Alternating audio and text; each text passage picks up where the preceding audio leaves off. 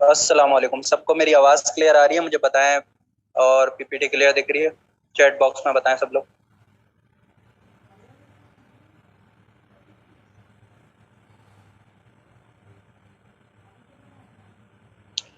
अच्छा जी, वालेकुम अस्सलाम। यस यस, क्लियर है, क्लियर है, क्लियर है, सबको क्लियर आ रही है। चलें, ठीक है, ठीक है। तो मैं डॉक्टर शेख मोहम्मद हुज़ैफा, और आज का हम लोग सेशन स्टार्ट करते हैं, और अपने जो हमारे स्पीकर हैं उनको भी। उससे पहले मैं थोड़ा सा आपको डॉक्टर्स प्लेस एकेडमी का इंट्रोडक्शन दे देता हूँ, उसके बाद हम लोग अपने सेशन को स्टार्ट करेंगे। डॉक्टर्स प्लेस एकेडमी, आपने ये वेबिनार जो ज्वाइन करा है डॉक्टर्स प्लेस एकेडमी की तरफ से, और अगर हमारा पेज आप फेसबुक, यूट्यूब, और यूट्यूब पे हमारा चैनल है, इसके अलावा इंस्टाग्राम पर अगर आप विजिट करेंगे तो वहाँ पर आपको हमारे कोर्सेस होते हैं बहुत सारे जो आपको मिल जाएंगे, जिसमें से एक हमारा न्यूट्रिशन का कोर्स भी होता है और एक और हमारा न्यूट्रिशन का भी स्टार्ट होने वाला है। तो वो कोर्सेज भी आपको मिल जाएंगे, और बहुत सारे रेडियोलॉजी से रिलेटेड कोर्सेज हैं, ईसीजी से रिलेटेड कोर्स है, और इसके अलावा कुछ मेडिसिन से रिलेटेड कोर्सेज हैं। तो आप जरूर विजिट करेंगे डॉक्टर्स प्लेस एकेडमी। इसके अलावा हमारी ब्लॉग पोस्ट पे वेबसाइट भी मौजूद है, तो वहाँ पर भी जाकर आप हमारी डिटेल्स वगैरह, टीम मेंबर्स, मैनेजमेंट वगैरह सब देख सकते हैं, और कोर्सेज भी मिल जाएंगे वहाँ पर, और आपको टीचर्स भी वहाँ पर दिख जाएंगे कि हमारी फैकल्टी मेंबर्स कौन कौन से हैं। इसके अलावा ये सेशन जब एंड होगा तो इसके आखिरी में हम लोग आपके साथ फॉर्म शेयर करेंगे। जो फॉर्म फिल करेगा उसी को सर्टिफिकेट इशू होगा, जो वेबिनार का सर्टिफिकेट है, ठीक है। तो आपने लाजमी तौर पर वो फॉर्म लाजमी फिल करना है, ठीक है, आखिरी में। तो मैं थोड़ा सा अपना गेस्ट का इंट्रोडक्शन करा देता हूँ। Esha Mariam, registered dietitian from American association, ठीक है। तो ये आज का लेक्चर देंगी आपको, और ये हमारी तरफ से न्यूट्रिशन के कोर्सेज भी कराती हैं। तो अगर आपको ये पसंद आए, आप अपना फीडबैक भी देंगे, और बाद में आप इनके कोर्सेज भी ज्वाइन कर सकते हैं। तो आप मैं वेलकम करता हूँ मिस ईशा मरियम को। तो मैंने माइक आपका ओपन करा है, आप रिक्वेस्ट कर लें sir. Assalamualaikum everyone. Is my voice clear?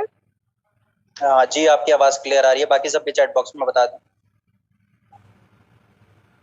Okay, thank you. So class, let me start our today's webinar. Our topic is the diet management and hepatitis. इसमें हम सारी चीज़ों को बहुत डीपली देखेंगे, तो प्लीज़ आपने अपने कंसंट्रेट करना है पूरे लेक्चर पे, और अगर कोई क्वेरी हो तो आप लोग end of the lecture chat box में मुझसे पूछ सकते हैं।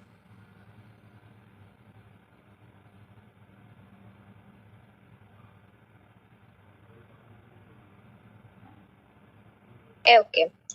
Introduction of the liver.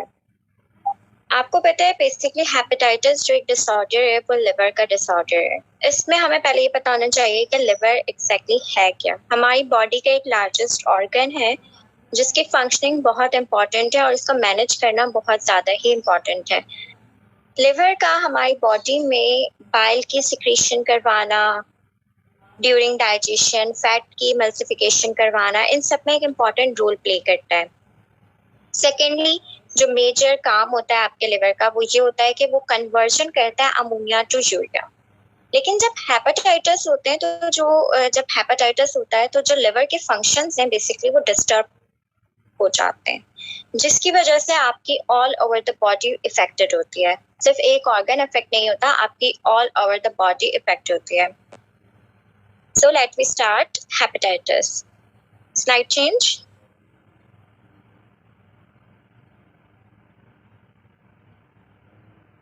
Okay, basically hepatitis is a viral disorder जिसमें आपके पास बहुत सारी टाइप्स होती हैं, लेकिन आपने बहुत कॉमनली 3 टाइप्स देखी होंगी, हेपेटाइटिस ए, बी एंड सी। आपने बहुत कॉमनली सुना होगा, लेकिन इसके 3 मोर टाइप्स हैं जो कि बहुत रेयर हैं, like hepatitis D, hepatitis E and hepatitis G. First of all मैं एक एक करके आप लोगों को इनके बारे में थोड़ा सा इंट्रोडक्शन दूंगी, देन फिर हम इसकी स्टेटस और डाइटरी वैल्यू की तरफ जाएंगे। हेपेटाइटिस ए बेसिकली बहुत ज़्यादा कॉमन है पूरे एशियन कंट्रीज में। एक hepatitis A and hepatitis B बहुत ज़्यादा कॉमन इशू है हमारे पूरे एशियन कंट्रीज में, जिसमें पाकिस्तान भी इन्वॉल्व है, इंडिया भी है, श्रीलंका भी है। बहुत ज़्यादा ही ये कंट्रीज हेपेटाइटिस में बहुत ज़्यादा रोल प्ले कर रहे हैं। हेपेटाइटिस सी बेसिकली हमारा लिवर की एक ऐसी बीमारी है जिसमें लिवर के ऊपर इन्फ्लेमेशन होना शुरू हो जाती है due to the HAV virus, hepatitis A virus. इसके ट्रांसमिशन होने के चांसेस ज्यादातर ये होते हैं कि आप अगर कोई कॉन्टामिनेटेड वाटर आपने यूज कर गया, कोई फीकल ओरल ट्रांसमिशन हो गया, उसकी वजह से ये हो सकता है, या आपने कोई ऐसा फूड यूज कर लिया जो बहुत कॉन्टामिनेटेड हो, जो आपकी बॉडी के लिए हार्मफुल हो सकता है, उसमें कोई मेटल्स आपकी बॉडी में चले जाएं या कोई फॉरेन मटेरियल आपकी बॉडी में चला जाए, तो वो डायरेक्ट जाके आपके लिवर पे अटैक कर सकता है, तो ये उसकी वजह से भी हो सकता है। The next one is hepatitis B. Hepatitis B basically हमारे पास एक preventable disease है जिसके आप इससे prevent करने के लिए आप vaccinations करवाते हो in your teenage and in your below 10 years. Hepatitis B basically HBV virus की वजह से होता है, like called hepatitis B virus. ये हमारे पास ब्लड बॉर्न पैथोजन है जो कि आपके पास ब्लड टू ब्लड कंटेंट की वजह से भी ट्रांसफर हो सकता है। सपोज कोई इन्फेक्टेड पर्सन है, उसके ब्लड के थ्रू भी आपको ये हो सकता है ट्रांसमिशन। इससे प्रिवेंट करने के लिए हमारे पास बहुत अच्छी चीज़ें हैं कि हम अगर हम कोई ब्लड ट्रांसफ्यूजन करवा रहे हैं या हमने कोई आप कोई टेस्ट वगैरह अपने करवा रहे हो, तो आप कोई हाइजेनिक एनवायरनमेंट में ही उसको करवाओ, वो ज़्यादा अच्छा है। The third one is hepatitis C. Hepatitis C basically liver infection है जो कि आपके पास HCV वायरस की वजह से होता है, हेपेटाइटिस C वायरस की वजह से। ये भी पाकिस्तान में बहुत ज़्यादा कॉमन है। उसकी मेजर इशू क्या है कि शेयरिंग निडल्स, हम प्रॉपरली हाइजीन और स्टेराइल निडल्स यूज नहीं होती यहाँ पे मेजॉरिटी हॉस्पिटल्स में, जिसकी वजह से हेपेटाइटिस C इजीली ट्रांसमिट हो सकता है। And one more thing, hepatitis C is very chronic condition. अगर आप इसको इनिशियल लेवल पे ट्रीट नहीं करते with your medication and with your diet, तो ये वर्सन हो सकता है और समटाइम्स इसमें लिवर भी डैमेज हो सकता है अगर आपने इसको प्रॉपरली ट्रीट नहीं किया। The next one is hepatitis D. Basically hepatitis D एक लिवर कॉज इन्फ्लेमेशन है जिसमें आपका liver at the end damage हो सकता है और ये बहुत ज्यादा कॉमन हो रहा है। पहले इतना नहीं था, लेकिन अब ये एशियन कंट्रीज में कुछ जगहों पे बहुत कॉमन है।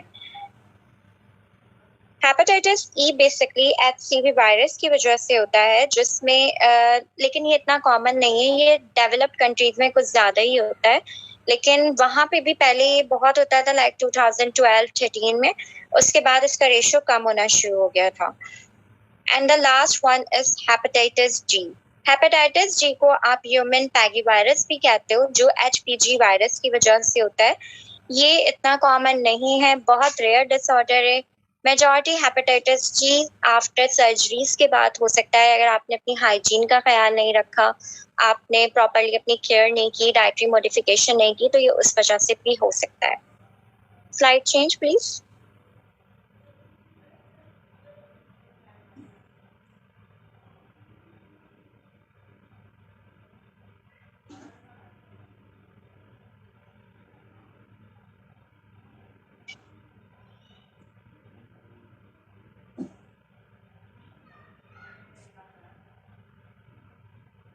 Status of hepatitis in Pakistan. Pakistan has the second highest burden of hepatitis C virus. Last survey हमारे पास हुआ था इन 2021, 22 में एग्जैक्टली सर्वे नहीं किया गया और 23 में अभी भी नहीं हुआ, लेकिन 21 में जो ग्लोबल सर्वे होता है, WHO जब सर्वे करवाता है, उसके अकॉर्डिंग WHO ने एक मैगजीन में अपने पास एक नोटिफिकेशन लिखा था कि पाकिस्तान के अंदर अप्रॉक्स 9.8 मिलियन या फिर 8 मिलियन इतने एवरी ईयर हेपेटाइटिस सी के केसेस आ रहे हैं और इसकी बहुत सारी कॉजेस हैं जिन्होंने इसको बताया कि ब्लड ट्रांसफ्यूजन के अकॉर्डिंग 15% केसेस आ रहे हैं। अगर आप हॉस्पिटलाइजेशन आपकी हिस्ट्री बह चुकी है और आप अपनी हाइजीन का ख्याल नहीं रखा, आपने अपने फूड का ख्याल रखा, तो उसकी वजह से अप्रॉक्स 14% केसेस पाकिस्तान, 18% केसेस सामने आ रहे हैं। Dental personal hygiene is very important for the prevention of hepatitis. तो अगर आप अपना कोई डेंटल ट्रीटमेंट करवा रहे हैं तो उसके लिए बेनिफिशियल ये है कि आप किसी ऐसी जगह से करवाएं जहाँ हाइजीनिक मटेरियल यूज होता हो। अगर आप इंजेक्शन यूज कर रहे हैं वो किसी भी फॉर्म में हो सकते हैं, वो कोई मल्टीविटामिन के फॉर्म में भी हो सकते हैं, वो किसी भी फॉर्म में हो सकते हैं। अगर वो भी स्टेराइल नहीं है, अगर वो भी एक सेफली एनवायरनमेंट में यूज नहीं हो रहा, उससे भी 12% तक केसेस पाकिस्तान में डायग्नोज्ड हो रहे हैं एंड हिस्ट्री ऑफ सर्जरी के अराउंड 9%। होप सो आप लोगों को ये फिगर समझ में आ रहा होगा कि पाकिस्तान में क्यों इतना बढ़ रहा है, और इसके बहुत सारे कॉजेस हैं जिससे मैं आपको आगे बताऊंगी। Slide change please. Causes and plans. Pakistan national hepatitis strategic framework हुआ था 2017 to 21 तक ये चला था। इसमें बताया गया था कि पाकिस्तान में अगर हमने hepatitis B and hepatitis C को क्योर नहीं किया 2030 तक तो ये बहुत सिवियर हो सकता है। अराउंड 69 मिलियन पर्सन भी इससे इन्फेक्ट हो सकते हैं, और ये बहुत ह्यूज नंबर है 69 मिलियन। लेकिन उस सर्वे में एक और बात कही गई थी, जब हमारे प्राइम मिनिस्टर ने भी अनाउंस किया था कि वो एक प्रोग्राम लॉन्च होगा हेपेटाइटिस सी वायरस के अकॉर्डिंग, जो कि एलिमिनेट करेगा कि हर साल जो 9.8 मिलियन तक लोग हेपेटाइटिस का शिकार हो रहे हैं वो उसको कैसे कम करें। उसके पीछे आप किस तरीके से फ्रेमवर्क को लेके चल सकते हो, जिस पे अभी तक इम्प्लीमेंट 10% भी नहीं हुआ है। ये हमारा एक बहुत बड़ा ड्रॉबैक है। लेकिन इसके कॉजेज बहुत सारे हैं। हेपेटाइटिस से अगर एक इंसान खुद चाहे इससे प्रिवेंट करना तो वो कर सकता है। Unsafe injection is the major cause of hepatitis and unhygienic instrument जो हमारे हॉस्पिटल्स में, लेबोरेटरीज में जो यूज हो रहे होते हैं, अगर वो अनहाइजेनिक है तो आप प्लीज उसको यूज ना करें। इसको यूज करने का बेहतरीन तरीका ये है, अगर आपने कोई टेस्ट भी करवाना है तो आप किसी ऐसी जगह से करवाएं जहाँ आपको पता है कि आपके सामने वो निडल यूज हुई है और वो फौरन ही डिस्कार्ड कर दी गई है, वो किसी और पेशेंट पे यूज ना हो। अगर वो इस तरीके से होता है कि आप एक ही निडल मल्टीपल पेशेंट्स पे यूज करते हो तो मे भी आपको हेपेटाइटिस हो सकता है। हेपेटाइटिस के अलावा फर्दर इश्यूज हैं, आपको वो भी हो सकता है। तो please be careful. Slide change. Now we will discuss hepatitis diet. यहाँ पे मैं आपको कुछ फूड्स ऐसे रिकमेंड करूंगी जो हम हेपेटाइटिस के मैनेजमेंट में यूज करते हैं, और कुछ अवॉइडेंस भी बताऊंगी जो हम टोटली बंद करते हैं। और बेसिकली जितनी भी मैं आपको अपनी गाइडलाइंस बताने वाली हूँ, पाकिस्तान की गाइडलाइंस नहीं है, तो बी केयरफुल। ये अमेरिकन गाइडलाइंस हैं, कैनेडियन गाइडलाइंस हैं, तो प्लीज इसको बहुत गौर से सुनिएगा। Dietary recommendation, dietary management for hepatitis. आप हेपेटाइटिस में कैसे मैनेज कर सकते हो, कौन से फूड यूज कर सकते हो। First of all cereals. Cereals आप लोगों ने नाम सुना होगा कि सीरियल्स आपने कंज्यूम करने, लेकिन कौन से सीरियल्स आप हेपेटाइटिस के पेशेंट्स को दोगे। आप अवेलेबल होते हैं, एक होते हैं होल व्हीट सीरियल्स, एक होते हैं व्हीट सीरियल्स।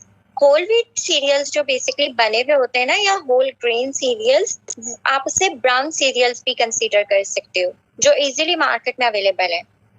हेपेटाइटिस के पेशेंट्स को उनकी डाइटरी मैनेजमेंट के लिए आपने सिर्फ उन्हें होल ग्रेन सीरियल्स ही रिकमेंड करने हैं, या ओट मील आप रिकमेंड कर सकते हो। ओट मील आपने प्रॉपरली कुक्ड करके पेशेंट को रिकमेंड नहीं करना, आपने उसे टोटली फर्मेंट करके यूज करना है, ओवरनाइट फर्मेंट करके।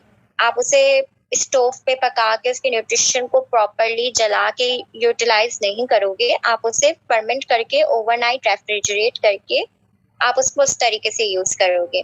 ब्राउन राइस आप रिकमेंड करोगे, व्हाइट राइस बिल्कुल भी रिकमेंड नहीं करोगे हेपेटाइटिस के पेशेंट्स को। और मैं आपको जितनी भी रिस्ट्रिक्शंस बता रही हूँ ये फॉर 2 to 3 मंथ्स के लिए। हेपेटाइटिस के पेशेंट्स इन फूड को 3 मंथ्स या 2 मंथ्स तक लाजमी यूज करें। उसके बाद अगेन अपने लैब्स रिपीटेड करवाएं। अगर रिजल्ट आपके नॉर्मल आ रहे हैं, नॉर्मल लैब्स आ रही हैं, तो फिर आप अपनी इस डाइट को स्किप कर सकते हैं। फ्रूट्स में आपके लिए बेस्ट फ्रूट्स हैं लाइक एप्पल, पपाया, चीकू और माइल्ड सिट्रस फ्रूट्स। एक्सेसिवली आपने सिट्रस फ्रूट्स कंज्यूम नहीं करने, जैसे ऑरेंज है, ग्रेप फ्रूट है, किवी है, स्ट्रॉबेरीज हैं, या आपने एक्सेसिवली कंज्यूम नहीं करने, आपने माइल्ड क्वांटिटी में यूज करने, मॉडरेट क्वांटिटी में यूज करने। वेजिटेबल्स में बेस्ट वेजिटेबल्स जो आप लोग रिकमेंड करेंगे, लाइक बॉटल गॉर्ड, जिसे आप लौकी भी कहते हैं, करेले, बिटर गार्ड, आप ये यूज करेंगे। लौकी एंड करेले is the very very good for hepatitis. इसको आप हल्के से ऑयल में करके भी यूज कर सकते हैं, सीजनिंग करके भी कर सकते हैं, किसी चिकन के साथ ऐड करके भी आप पेशेंट को रिकमेंड कर सकते हैं।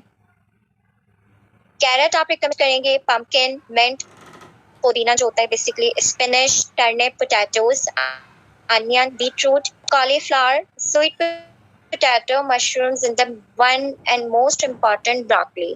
ब्रोकली मैं हमेशा रिकमेंड करती हूँ, उसका कॉज ही यही है कि ब्रोकली में फ्लेवोनॉइड्स एंड एंटीऑक्सीडेंट बहुत अच्छे होते हैं जो हेपेटाइटिस से फाइट करने में हेल्पफुल होते हैं। लेकिन again I repeated my point कि प्लीज आपने जो भी वेजिटेबल्स यूज करनी है वो आपने टोटली ब्लैक एंड फॉर्म में यूज नहीं करनी, वो आपने हाई फ्लेम पे नहीं पकानी ताकि उसके न्यूट्रिएंट डिस्ट्रॉय ना हो। आप उसे सौते कर सकते हो, उससे बेक कर सकते हो, उससे स्टीम कर सकते हो, उसे बॉयल कर सकते हो। पल्सेस में आप सारी पल्सेस यूज कर सकते हैं जितनी भी आप पल्सेस यूज कर रहे हैं, ठीक है। स्पाइसेस में कुछ स्पाइसेस ऐसी हैं जो बहुत ज्यादा बेनिफिशियल हैं, जो हेपेटाइटिस को क्योर करती हैं। Cumin, fennel, coriander, black salt, thyme, black pepper, fenugreek seed जिसे आप मेथी दाना कहते हो, टर्मेरिक एंड द ओरिगानो। यहाँ पे मैं आपको बता देती हूँ, आपने मेथी दाना जो फेनुग्रीक सीड है उसको बेसिकली किस फॉर्म में यूज करना है। आप उसका पाउडर बनाएंगे और उस पाउडर में आप यूज करेंगे। होप सो आप लोगों को ये चीजें क्लियर हो रही होंगी। आप का पाउडर बनाएंगे, देन आप उस पाउडर को अपने मील के अंदर ऐड करेंगे of your salad in the form of your lunch. यहाँ पे मैं आपको कुछ ड्रिंक्स रिकमेंड कर रही हूँ जो ड्रिंक्स आपने लाजमी हेपेटाइटिस पेशेंट्स को अपने सिम्टम्स को क्योर कर सकें। The first one is coconut water, freshly coconut 1 glass per day आपने लाजमी यूज करना है। आपने लाजमी यूज करना है जिसमें ऑयल ना हो। अपने खाना बनाए या तो ऑलिव ऑयल लेंगे, आपके पास बैड फैट नहीं होता तो ऑयल यूज करेंगे जो जीरो कैलोरी कोलेस्ट्रॉल होता है, या फ्लैक्सीड ऑयल यूज करेंगे। जो जीरो कोलेस्ट्रॉल ऑयल होते हैं बेसिकली आपने वो यूज करने हैं। आप ग्रीन जूसेस पियेंगे, green juices like green vegetables with the combination of fruit. इसका एक स्मूथी बनता है, इसका एक जूस बनता है, आप ये यूज कर सकते हैं। आप हर्बल टीज यूज करें। Beetroot juice is very good for hepatitis. Better God juice जिसे आप लौकी का जूस कह सकते हो या करेले का जूस, ये इस कॉम्बिनेशन में भी बनता है। आपने करेले और लौकी की हाफ ऑफ क्वांटिटी लेनी होती है। देन आप उसमें पाइनएप्पल या एप्पल या जो सीजनल फ्रूट आपके पास अवेलेबल हो आप इसमें वो ऐड कर सकते हो ताकि जिसकी बिटरनेस है वो कम हो सके। आप इसको यूज करें, it is very good for hepatitis. Pumpkin soup is very very good for hepatitis. आप पम्पकिन को बॉईल करते हो, देन आप उसको मैश करते हो और फिर आप उसका सूप प्रिपेयर करते हो जिसमें आप चिकन भी ऐड कर सकते हो ताकि उसका फ्लेवर एनहेंस हो सके। पोमीग्रेनेट जूस, यहाँ पे जो मैंने आपको मेंशन किया पोमीग्रेनेट जूस, ये फ्रेश पोमीग्रेनेट जूस है, ना कि tetra pack. Tetra pack juices please use नहीं करिएगा, इवन वो किसी भी ब्रांड का हो, नेस्ले हो, व्हाटएवर जो भी ब्रांड हो, प्लीज टेट्रा पैक जूसेस कोई सा भी यूज नहीं करना। उसमें बहुत ज्यादा एडिटिव्स होते हैं जो पेशेंट की कंडीशन वर्सन कर सकता है। आप फ्रेश यूज करें, अगर सीजन है पोमीग्रेनेट का तो फ्रेश यूज कर सकते हैं। लो फैट मिल्क और लो फैट योगर्ट आपने यूज करना है, फुल फैट मिल्क यूज नहीं करना, काउ मिल्क यूज नहीं करना, आपने लो फैट मिल्क यूज करना है जो कि स्किम मिल्क होता है, आलमंड मिल्क होता है, आपने ये यूज करना है, या ओट मिल्क यूज करना है। आपने फुल फैट मिल्क यूज नहीं करना। प्रोटीन में आप हेपेटाइटिस के पेशेंट को एग व्हाइट दे सकते हो, only egg white. Grilled chicken दे सकते हो या स्टीम चिकन दे सकते हो, या ग्रिल्ड फिश दे सकते हो या स्टीम फिश दे सकते हो। उसके अलावा आपने थर्ड मीट पोर्शन ऐड नहीं करना। सीड एंड नट्स अगर आपको बहुत पसंद है आप डाइट में ऐड कर सकते हैं ताकि हेपेटाइटिस के पेशेंट की बेसिकली इम्यूनिटी वीक हो जाती है। तो जो नट्स और सीड्स नेचुरली हमारे पास प्रेजेंट होते हैं वो इम्यूनिटी को भी बूस्ट अप करते हैं। तो आप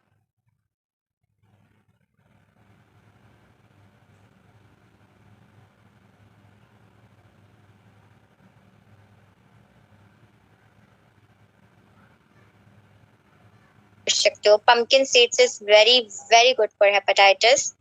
रेजन्स हो गए आपके, जो बेसिकली किशमिश वगैरह होती हैं, चाहे वो ड्राइड फॉर्म में हो या सॉफ्टेंड फॉर्म में हो, आप ये भी यूज कर सकते हो।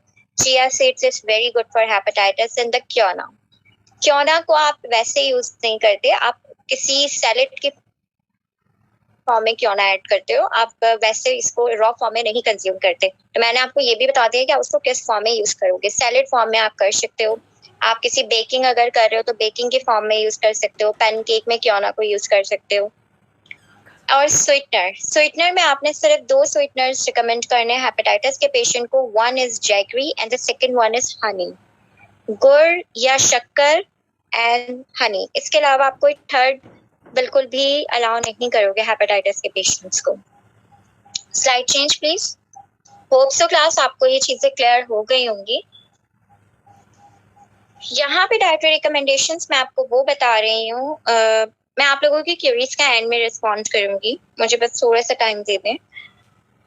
यहाँ पे मैं आपको वो फूड्स बता रही हूँ जो आपने बिल्कुल भी अलाउ नहीं करने फॉर 2 months और 3 months। डिपेंड करेगा, 2 months के बाद आप पेशेंट का टेस्ट करवाओगे, अगर लैब्स नॉर्मल आ रही हैं तो आप स्लोली मील को वापस रूटीन पे ला सकते हो, अदरवाइज आप इसको 3 months ही फॉलो करोगे। सीरियल्स आपने व्हाइट फ्लावर के बिल्कुल भी सीरियल्स नहीं देने, एक्सेसिवली स्वीट बिस्किट्स नहीं देने, जिसमें आपके पास बहुत ज्यादा मीठा होता है, वो बिस्किट्स आपने बिल्कुल भी नहीं देने। अगर आप देंगे भी तो बहुत कम क्वांटिटी में देंगे, like 1 or 2, not more than 2। ठीक है, मैंने आपको क्वांटिटी भी बता दी है।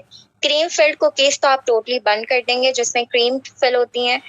नूडल्स पास्ता आप बिल्कुल भी रिकमेंड नहीं करोगे। अगर आप पास्ता दोगे हेपेटाइटिस के पेशेंट को तो सिर्फ ब्राउन पास्ता दोगे जो होल व्हीट का बना हुआ होता है, आप जो नॉर्मल पास्ता होता है वो नहीं रिकमेंड करोगे। चीज बिस्किट्स वगैरह ये आप बिल्कुल भी नहीं दोगे, क्योंकि जब आप पेशेंट को इस तरीके की चीजें देते हो तो उससे उसका डाइजेस्टिव सिस्टम डिस्टर्ब हो जाता है। वैसे भी हेपेटाइटिस के पेशेंट्स का डाइजेस्टिव सिस्टम डिस्टर्ब होता है, तो आपने उसको मजीद वर्स नहीं करना, आपने उसको क्योर करना है। फ्रूट्स में आप फ्रोजन फ्रूट्स बिल्कुल भी नहीं दोगे, जो पैक्ड फ्रूट्स आते हैं बेसिकली फ्रोजन, वो आपने नहीं देने, आपने फ्रेशली फ्रूट्स देने हैं। आपने केन फूड नहीं देने प्लीज, जो कॉकटेल टाइप की चीजें होती हैं वो आपने कुछ टाइम तक नहीं देनी। और सिट्रस फ्रूट्स आपने ज्यादा क्वांटिटी में नहीं देने। सपोज ऑरेंजेस का सीजन है, आपने बल्क क्वांटिटी में ऑरेंजेस दे दिए कि नहीं सीजनल है, बेनिफिशियल है। No, it's not a beneficial, it's very harmful for your patient. अगर आप उसे ऑरेंजेस दोगे तो आपने जस्ट क्वांटिटी में देने 1 or 2 orange per day, not more than 2। Hope so आपको ये पॉइंट क्लियर हो गया हो। वेजिटेबल्स में आपने हेपेटाइटिस के पेशेंट्स में एक्सेसिव गार्लिक और जिंजर एंड अनियन, ये तीनों आपने एक्सेसिव नहीं डालने, बहुत ज्यादा क्वांटिटी में नहीं डालने, क्योंकि ये तीनों लिवर टॉक्सिसिटी कॉज करेगा। आपने कम क्वांटिटी में डालना है। आप अगर अनियन डाल रहे हो हेपेटाइटिस के पेशेंट के खाने में, तो जो 1 मीडियम साइज का अनियन होता है या 1 स्मॉल साइज का अनियन, आप वो डालो।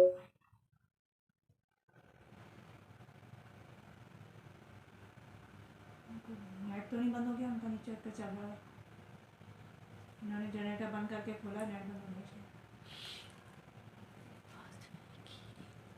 भाई चल रहा है।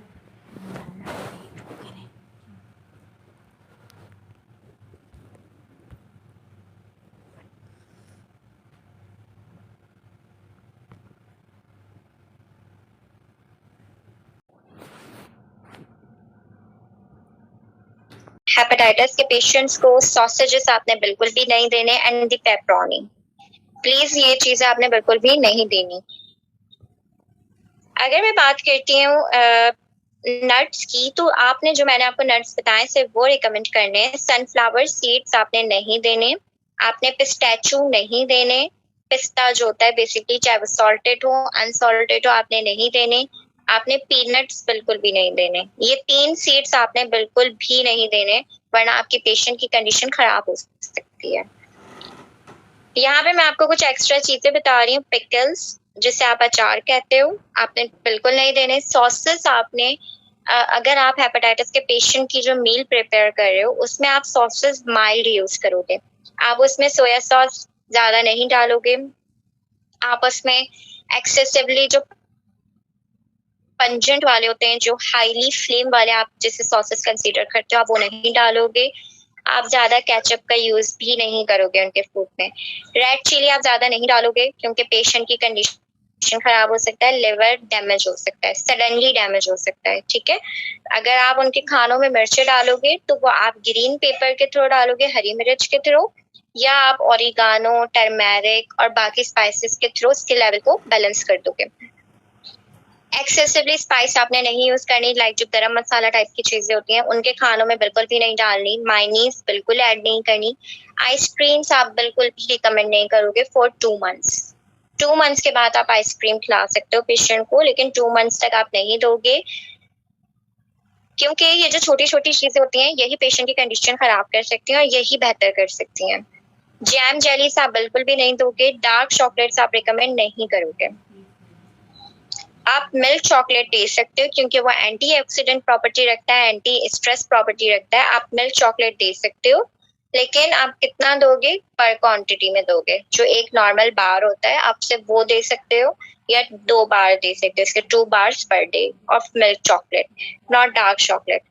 रिफाइंड शुगर, जिसमें आपके पास टेबल शुगर आता है, व्हाइट चीनी जो आती है, सफेद चीनी जो आपके घर में बहुत फ्रीक्वेंटली यूज होती है, प्लीज वो आपने नहीं देनी। और आपने अनहेल्दी ऑयल्स बिल्कुल भी नहीं दे रहे।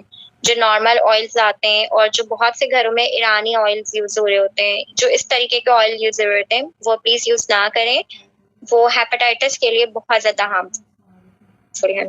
Slide change please.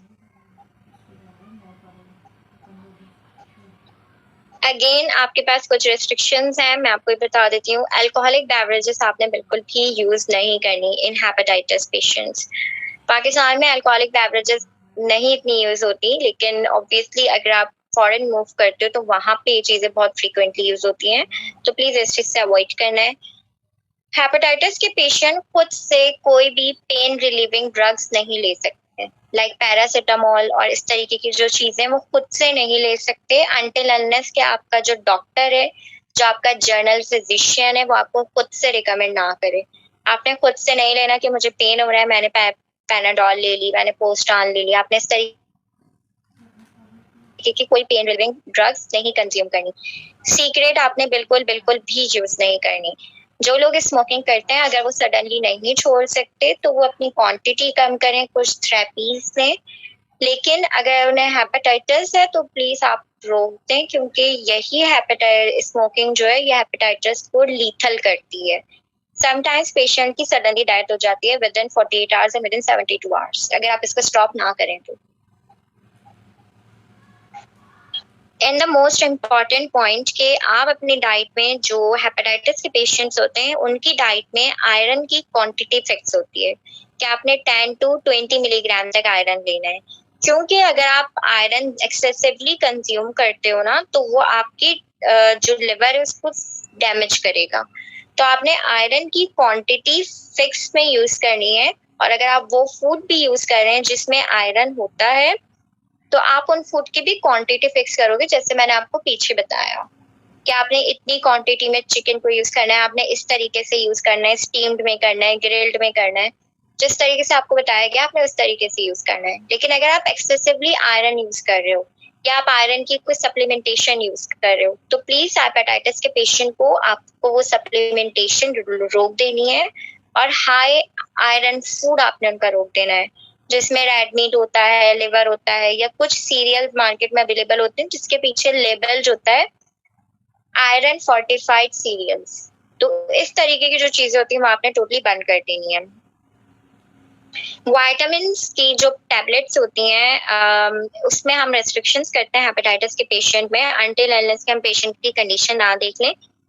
अगर हम उन्हें अलाउ भी करते हैं मल्टी वाइटामिन तो हम पर डे 1 टैबलेट करते हैं। वो भी डिपेंड करता है कि पेशेंट अगर आपका विटामिन डेफिशिएंट है तो आप रिकमेंड करते हो, अदरवाइज अगर वो खुद से कोई विटामिन कंज्यूम कर रहा है तो हम उसे बंद कर देते हैं, और यही एक रूल है कि आप उसको बंद कर दें।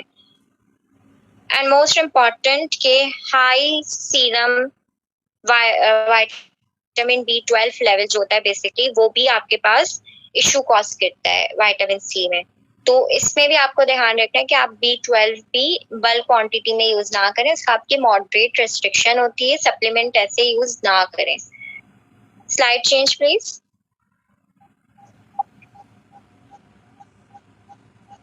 This slide is very important for hepatitis, तो इसको प्लीज ध्यान से सुनिएगा। हेल्थी टिप्स है हेपेटाइटिस की कि आप उसको कैसे मैनेज कर सकते हो और कैसे अपनी लाइफ को पहले की तरह कर सकते हो। फर्स्ट ऑफ ऑल आपने वॉक करनी है। अगर आप 30 मिनट्स नहीं कर सकते, आपने पूरी जिंदगी वॉक नहीं की, अब मैं 30 मिनट कैसे करूं, ये बहुत क्यूरीज होती हैं। आप उसमें ये कर सकते हो कि आप 10 मिनट से वॉक शुरू करो, देन 15 मिनट, ग्रेजुअली आप 5 मिनट्स इंक्रीज करते रहो पर डे। 30 मिनट्स वॉक लाजमी आपने करनी होती है बिफोर मील। आफ्टर मील आपने वॉक नहीं करनी, आपने बिफोर द मील करनी है। फ्रेश फ्रूट जूसेस प्रेफर करने हैं आपने हेपेटाइटिस के पेशेंट्स को। टेट्रा पैक जूसेस आपने प्रेफर नहीं करने। अगर वो कोई भी जूस पियेंगे वो होममेड फ्रेशली बना के पियेंगे। वो टेट्रा पैक जो जूसेस होते हैं चाहे वो किसी भी ब्रांड के हो, आपने यूज नहीं करना। And the most important thing, hepatitis के पेशेंट को अपने मील स्किप करना अलाउ नहीं होता कि उन्हें ब्रेकफास्ट किया उन्होंने, देन उन्होंने लंच स्किप कर दिया, उन्हें भूख नहीं लग रही, देन उन्होंने डिनर किया। नो आपने इस तरीके से चीजें बिल्कुल भी नहीं करनी। आपने उन्हें समझाना है कि आपने 3 मील्स जो है आपकी 3 मील्स आपने लाजमी लेनी है। वैसे हेपेटाइटिस के पेशेंट्स की 5 मील्स अ डे होता है, वो भी स्मॉल पोर्शन में, क्योंकि हेपेटाइटिस के पेशेंट्स को आप बल्क में अलाउ नहीं कर सकते। दैट्स व्हाई आप उन्हें स्मॉल पोर्शन में मील्स रिकमेंड करते हो। स्पेशली ब्रेकफास्ट तो बिल्कुल भी आपने स्किप नहीं करना। वाटर इनटेक ज्यादा अलाउ करना है। पोमीग्रेनेट जूस बहुत रिकमेंड करती हूँ मैं, इफ अगर सीजन है तो आप इसको यूज करें, लेकिन होममेड। और मोस्ट इम्पॉर्टेंट पैटर्न कि आपने रात में हेपेटाइटिस के पेशेंट को जल्दी सोना के लिए बोलना है कि आपने लेट नाइट नहीं सोना, आपने जल्दी सोना है, क्योंकि कुछ टाइम ऐसा होता है जब आपकी बॉडी हार्मोन्स को बहुत गुड क्वांटिटी में रिलीज करती है और वो नाइट का ही टाइम होता है। Avoid stress and most important thing flax seed. मैंने आपको बताया कि जो बेसिकली अलसी के बीज होते हैं आप 1 टीस्पून पर डे देंगे पाउडर फॉर्म में। चाहे वो पाउडर आप किसी चीज में भी ऐड कर सकते हो। सैलेड में मैं ज्यादा रिकमेंड करती हूँ क्योंकि सैलेड में पता नहीं चलता पेशेंट को उसके, क्योंकि ऑब्वियसली हेपेटाइटिस के पेशेंट्स का टेस्ट बड बहुत इश्यू होता है। मेरी आवाज नहीं आ रही आप लोगों को?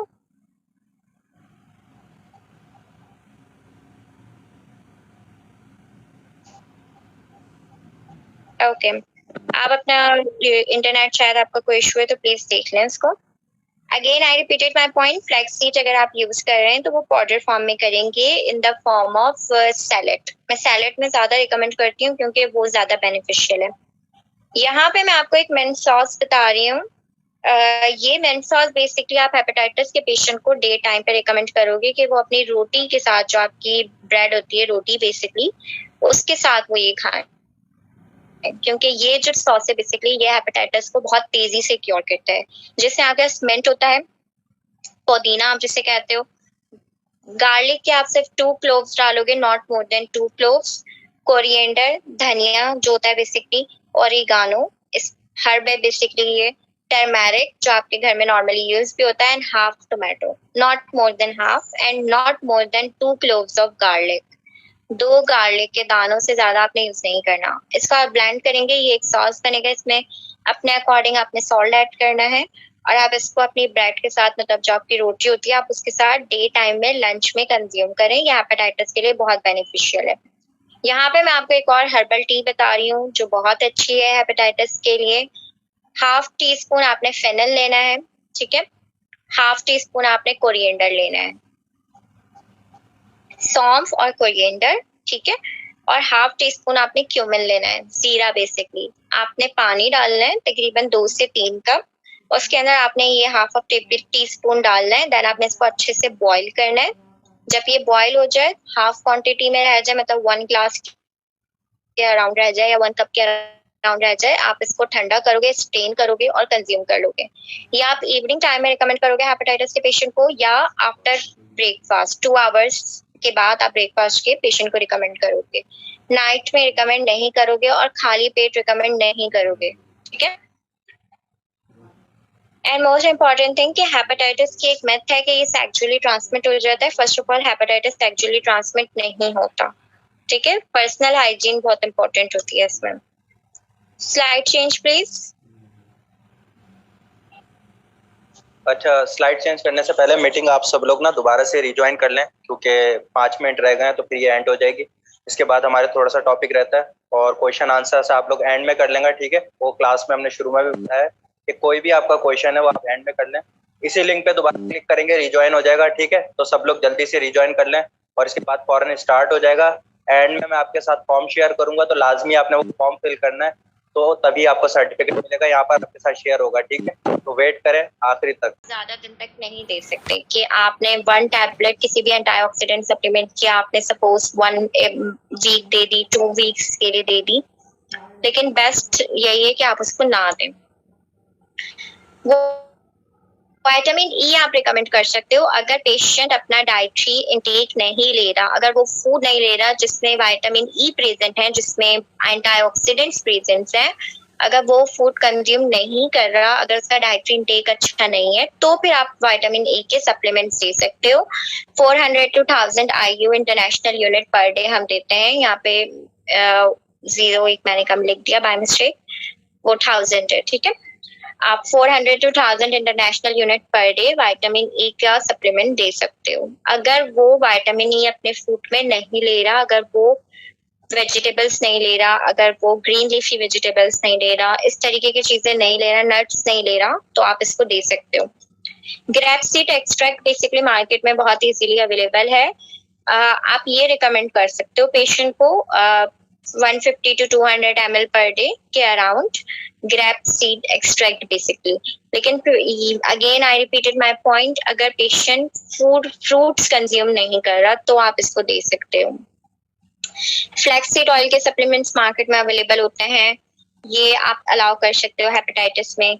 लेकिन जो आपके पास थायामीन और राइबोफ्लेविन या नियासिन B3 वगैरह के जो आपके पास सप्लीमेंट्स होते हैं, ये आप अलाउ नहीं करते हैं उन्हें। आप अगर इन्हें अलाउ करते हो तो फिर आप उनकी पहले मिनरल्स टेस्ट करवाते हो, उनका विटामिन टेस्ट करवाते हो, फिर आप उसके अकॉर्डिंग देखते हो कि अगर बहुत डेफिशिएंट है पेशेंट, एक होता है डेफिशिएंट, एक होता है बहुत ज्यादा वेरी डेफिशिएंट पेशेंट, तो आप उसमें सप्लीमेंट अलाउ करते हो। वो भी आप एक डाइटिशियन से रिकमेंडेशन लेके, खुद से नहीं करते। लेकिन अगर पेशेंट जस्ट माइनर से डेफिशिएंट है, वो फूड से कवर कर सकते हैं, तो फिर आप उससे फूड से ही कवर करवाएं वो चीजें। होप सो क्लास आप लोगों को ये चीजें क्लियर हो गई होंगी। आप लोगों की कोई क्यूरीज है तो मुझसे पूछ लें। हेपेटाइटिस के रेलेवेंट अगर कोई क्यूरीज है तो मुझसे पूछ लें, मैं चैट बॉक्स में आप लोगों के देख लेती हूँ।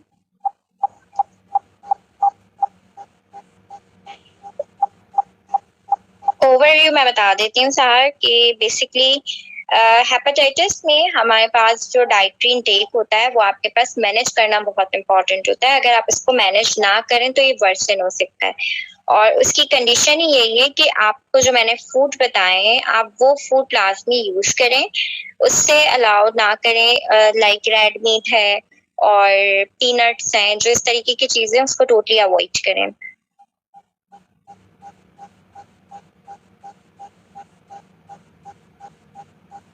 रेड ब्लड सेल वाला बता दें, लोअर रेड ब्लड सेल किस टाइप में होते हैं? एनीमिक पेशेंट्स में होते हैं कि हेपेटाइटिस है और पेशेंट एनीमिक हो गया है, तो ये उसमें होता है बेसिकली जो आप रेड ब्लड सेल का पूछ रहे हैं। पैनाडोल सेफ नहीं है, नहीं बिल्कुल भी सेफ नहीं है। डॉक्टर अस्मा कुरैशी, बेसिकली पैनाडोल आप खुद से नहीं यूज कर सकते अनटिल अनलेस कि आपको आपका जर्नल फिजिशियन खुद से रिकमेंड ना करे, क्योंकि अगर आप खुद से लेते हो तो ये बहुत इश्यूज कॉज कर सकता है पेशेंट को। ये डाइट प्लान किस किस एज ग्रुप में यूज करवा सकते हैं? ओके डॉक्टर किरण, आपका क्वेश्चन है तो बेसिकली ये आप सारी एज ग्रुप में करवा सकते हैं अबव 10 इयर्स, ठीक है। 10 इयर्स से आप एनी एज में आप इसको यूज कर सकते हैं। 10 इयर्स में ऑब्वियसली बच्चों का प्रोसीजर होता है तो उनकी बॉडी का मैकेनिज्म चेंज होता है, तो हम क्वांटिटी कम कर देते हैं। फूड्स यही रहते हैं, क्वांटिटी कम हो जाती है। Yes, all types of hepatitis के पेशेंट का सेम डाइट प्लान है, यही फूड है। एटलीस्ट 2 मंथ्स तक फॉलो करें। 2 मंथ्स के बाद लैब्स रिपीट करवाएं। अगर लैब्स डीअरेंज आ रही हैं, थोड़ा बेहतर हुआ है लेकिन मजीद डीअरेंज ही है, तो आप उसको मजीद 1 महीना इस डाइट को फॉलो करें। अगर हेपेटाइटिस के साथ फीवर है शेरियाल, तो आप पैनाडोल जो है अपने फिजिशियन से रिकमेंड करके लें। वो क्वांटिटी भी बताएंगे, वो टाइमिंग भी बताएंगे। लेकिन आप खुद से नहीं लें कोई भी पेन ड्रग रिलीविंग, क्योंकि वो इश्यू होता है। बच्चों को कैसे बचाया जाता है तहरीम हेपेटाइटिस से? पर्सनल हाइजीन, मैंने आपको बताया हेपेटाइटिस बढ़ता ही अनहाइजीनिक एनवायरनमेंट से। आप बच्चों की वैक्सीनेशन करवा रहे हैं तो ऐसी जगह से करवाएं, थोड़ा एक्सपेंसिव भी होता है लेकिन एटलीस्ट आपका बेबी सेफ है। आप कोई वैक्सीनेशन करवा रहे हैं किसी अच्छी लेबोरेटरी से करवाएं, किसी अच्छे हॉस्पिटल से करवाएं, क्योंकि जो अनहाइजीनिक एनवायरनमेंट होता है, अनहाइजीनिक निडल्स होती हैं, सराउंडिंग एटमॉस्फेयर है, पर्सनल हाइजीन है, ये बेसिकली हेपेटाइटिस का कॉज बनता है। आप इसको बेहतर करें, आपका बेबी ऑटोमेटिकली बेहतर हो जाएगा।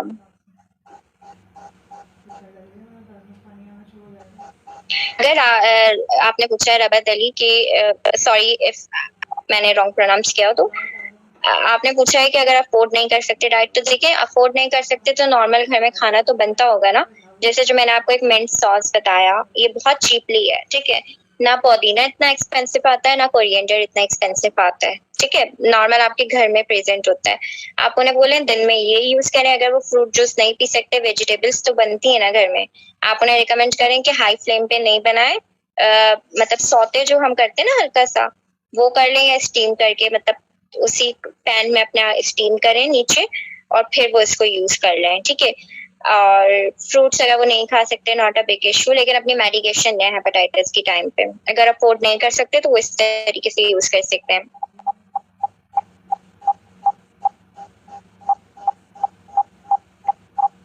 सर्जरी की नीड जो सामा खान आपने पूछा है, और पेशेंट HIV का हो तो सर्जरी कर सकते हैं। सर्जरी तो कर सकते हैं लेकिन फिर अपनी पूरी प्रिकॉशंस के साथ, क्योंकि HIV एक इशू है।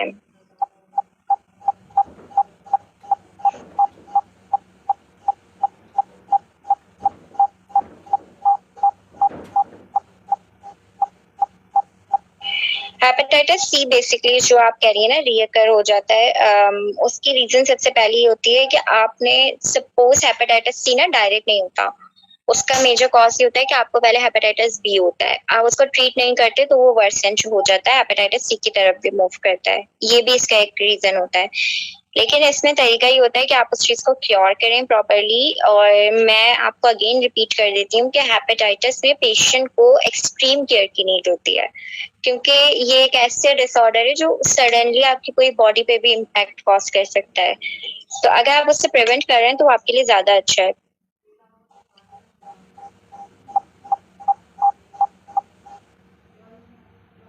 देखिए सिट्रस फ्रूट्स में, पोमीग्रेनेट में सिट्रिक एसिड नहीं होता, माइल्ड क्वांटिटी में होता है, लेकिन उसमें अदर फ्लेवोनॉइड्स प्रेजेंट होते हैं, तो आपने वो रिकमेंड करने। जो सिट्रस फ्रूट्स होते हैं, ऑरेंज हो गया, लेमन हो गया, कीवी, स्ट्रॉबेरीज, इसमें थोड़ा सिट्रस ज्यादा, सिट्रिक एसिड ज्यादा प्रेजेंट होता है ना। तो आप अहमद अजहर अगर पोमीग्रेनेट यूज कर रहे हैं, पोमीग्रेनेट जूस मैं रिकमेंड करती हूँ। वैसे भी पोमीग्रेनेट आप खा सकते हैं, लेकिन जूस एटलीस्ट आप 1 ग्लास लाजमी दें हेपेटाइटिस के पेशेंट्स को।